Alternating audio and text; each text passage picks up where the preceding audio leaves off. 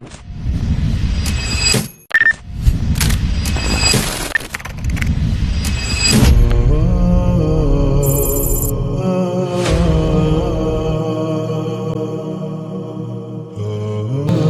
ഇബ്നു മാലിക് റളിയല്ലാഹു അൻഹു ഉദ്ധരിക്കുന്നതായ ഹദീസിൽ അള്ളാഹുവിൻ്റെ റസൂൽ സല്ലല്ലാഹു അലൈഹി വസല്ലമ തങ്ങൾ പറയുന്നതായിട്ട് നമുക്ക് കാണാൻ സാധിക്കും.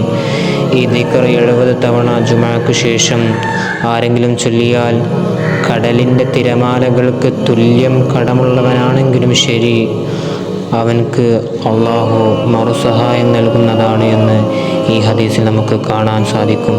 അള്ളാഹു അവനക്ക് അത് വീട്ടിയിട്ട് ഐശ്വര്യം നൽകും. ഏതാണ് ആ ദുആ?